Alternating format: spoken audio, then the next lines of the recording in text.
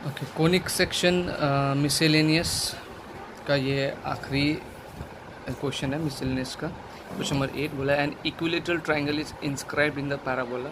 ध्यान रखना, inscribed in the parabola बोला है, और पैराबोला का क्या फॉर्म है, यह है Y square is equal to 4ax। ठीक है, where one vertex is at the vertex of the parabola. तो y square is equal to 4ax किस तरीके का हो, ये बना लेते पहले।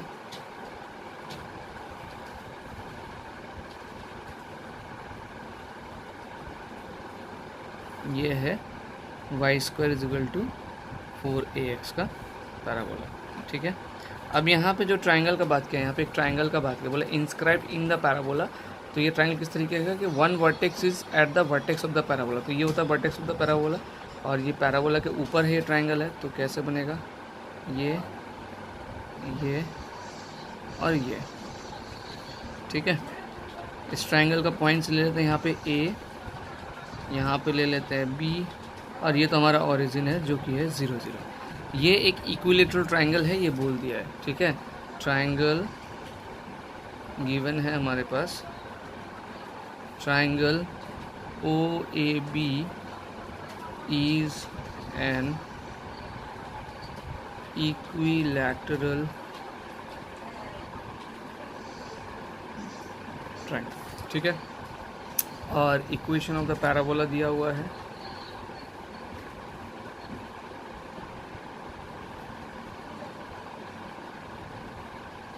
वो है Y square is equal to 4ax।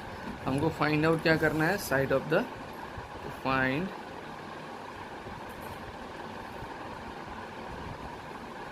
Side of the triangle, किसी एक साइड का हमको फाइंड आउट करना है। तो 0 0 है, तो ऑब्वियसली इसका कोऑर्डिनेट्स होगा, ओरिजिन है तो इसका कोऑर्डिनेट्स होगा 0 0।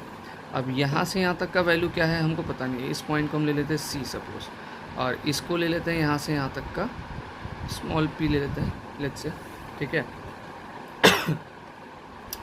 Late O C is equal to P.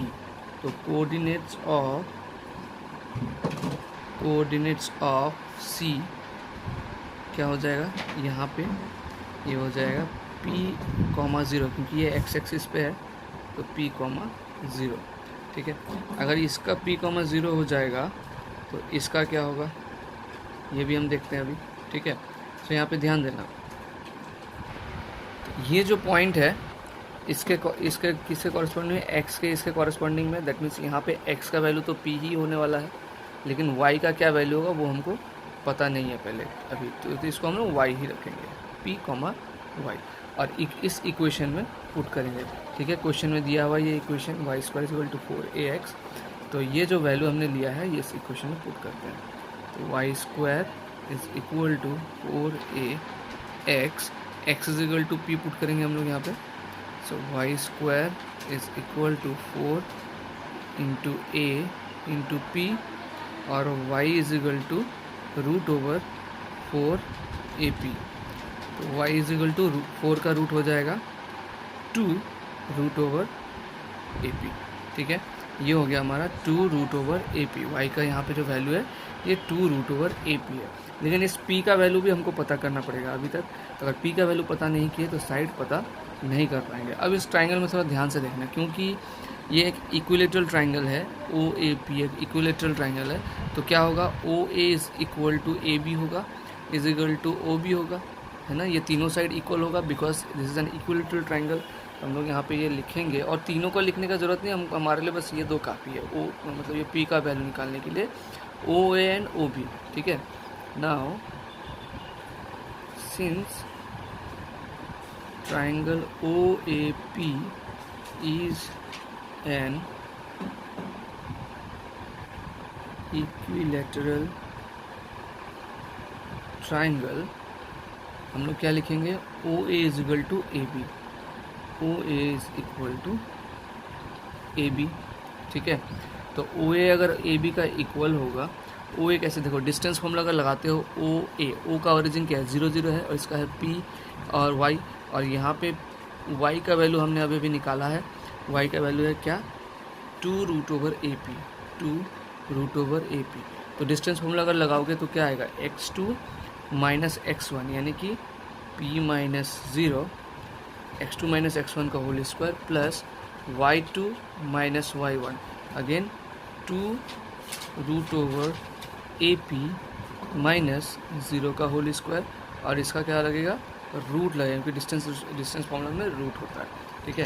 तो ये हो जाएगा root over p square plus 2 root AP minus 0, ये हो जाएगा 2 रूट AP का स्क्वायर, ठीक है। तो यही वैल्यू मैं यहाँ पे लिख रहा हूँ। तो ये हो जाएगा root over p square plus 2 root AP का होल स्क्वायर का स्क्वायर इज इक्वल टू, अब AB का डिस्टेंस निकालने में ध्यान देते हो AB, तो AB का डिस्टेंस क्या होगा, यहाँ से यहाँ तक का जो डिस्टेंस है, यहाँ से यहाँ तक, इसको डबल कर दो तो ही हो जाए क्योंकि पैराबोला सिमेट्रिक होता है अबाउट द एक्सिस। तो यहाँ से यहाँ तक का डिस्टेंस कितना है, यहाँ से यहाँ तक का डिस्टेंस उतना ही होगा जितना यहाँ से यहाँ तक y में वैल्यू है। तो y का वैल्यू हमने ऑलरेडी निकाला ही है 2 रूट AP। तो अगर यहाँ से यहाँ तक 2 रूट AP है तो ये हो जाएगा 4 रूट AP। क्लियर हुआ। तो AB इज इक्वल टू ये होगा हमारे लिए 2 इंटू 2 रूट AP, ठीक है। अब देखो ये जो स्क्वायर रूट है इसको हटाने के लिए स्क्वायरिंग बोथ साइड कर देते हैं।